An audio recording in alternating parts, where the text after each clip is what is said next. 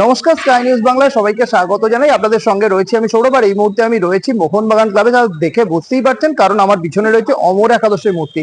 আর এই অমর একাদশ কিন্তু আপনারা জানেন যে খালি পায়ে যে খেলে মাঠে ফুটবল খেলে ব্রিটিশদের বিরুদ্ধে বা যে বুট পড়া ব্রিটিশদের বিরুদ্ধে খেলে যা সাফল্যে ছিনিয়ে নিয়েছিল, যেটা কিন্তু দেশের স্বাধীনতার একটা বীজ বপন করেছিল, তারাই কিন্তু অমর একাদশ নামে পরিচিত।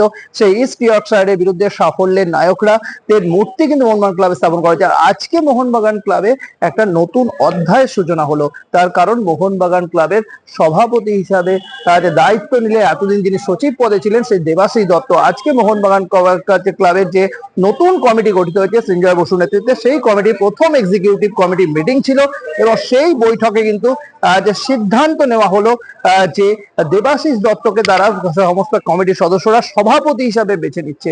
এবং সেই মতো আজকে যখন দেবাশিস দত্ত মোহনবাগান ক্লাবে প্রবেশ করলেন, রীতিমতো আমরা দেখতে পেলাম একেবারে পুষ্প বৃষ্টি থেকে শুরু করে যে গোলাপে বিরাট বড় গোলাপের মালা পরিয়ে বরণ করে নেওয়া, বাজনা, বিভিন্ন ধরনের ঢাক ঢোল বাজনা সহকারে, বাদ্যযন্ত্র সহকারে সাড়ম্বরে বরণ করে নেওয়া হলো।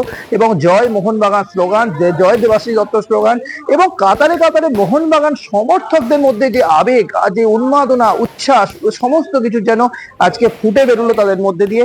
এবং তার আগে এরপর সৃঞ্জয় বসুর সঙ্গে দেবাশিস দত্ত হাত মেলালেন, একসঙ্গে মিষ্টিমুখ করলেন।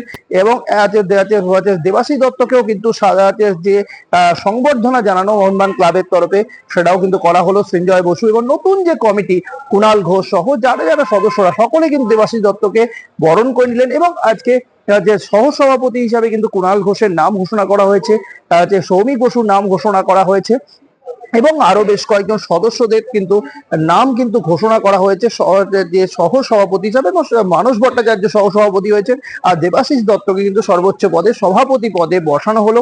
এবং তারপর আজ দেখতে পেলাম যে বিভিন্ন যে মেইন আর্টসে বিভিন্ন ফ্যান ফোরাম থেকে প্রচুর সংখ্যক মানুষ আজকে এসেছিলেন, তারা এক এক করে দেবাশিস দত্তর সঙ্গে দেখা করলেন।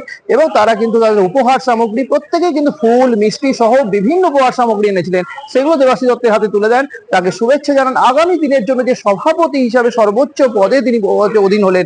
এবং সাংবাদিক সম্মেলনে তিনি বললেন, এখন থেকে কিন্তু আমরা কিন্তু একসঙ্গে কাজ করব, এখন থেকে কিন্তু কেউ আলাদা নয়, মোহনবাগানের স্বার্থে আমাদের কিন্তু একসঙ্গে কাজ করতে হবে।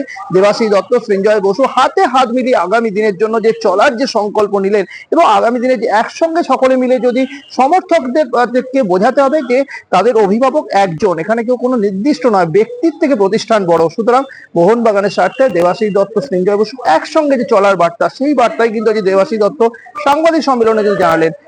সব মিলে দেবাশিস দত্ত যে সাংবাদিক সম্মেলনে তারপর কি জানিয়েছে, সেটা আসুন আমরা এখন শুনে নেবো। আমার যখন সমালোচনা হয়েছে, প্রথম দিকে দুঃখ পেতাম, কষ্ট পেতাম, তারপরে শিখলাম যে ওখান থেকে আমাকে শিখতে হবে। তো সেইটা আপনাদের থেকে আমরা পেয়েছি। আমি প্রথমেই কৃতজ্ঞতা জানাই মোহনবাগানের সকল সদস্য সমর্থকদের, কেন তারা ছাড়া মোহনবাগানের কোনো অস্তিত্ব নেই। তো তাদের আশীর্বাদেই আজকে যে জায়গায় আমাকে বসানো হলো, সেটা তাদের আশীর্বাদই সম্ভবপর হয়েছে। মোহনবাগানের এক্সিকিউটিভ কমিটি মেম্বার সৃঞ্জয়ের নেতৃত্বে, Srinjoy executive committee general secretary যে কমিটি, সেই কমিটি আজকে আমাকে নমিনেট করেছে, সিলেক্ট করেছে। আমি অত্যন্ত নিজেকে গর্বিত মনে করছি। আপনারা শুনলেন যে দেবাশিস দত্ত ঠিক কি বলেছেন সব। সুতরাং আগামী দিনের জন্য মোহনবাগান ক্লাব যে দেবাশিস সৃঞ্জয় যে জুটিকে ভর করে আগামী দিনে যে আরো বড় ধরনের যে সাফল্যের দিকে এগোবে, তা কিন্তু বলার অপেক্ষা রাখে না। মোহনবাগান ক্লাব থেকে সৌরভের রিপোর্ট, স্কাই নিউজ বাংলা।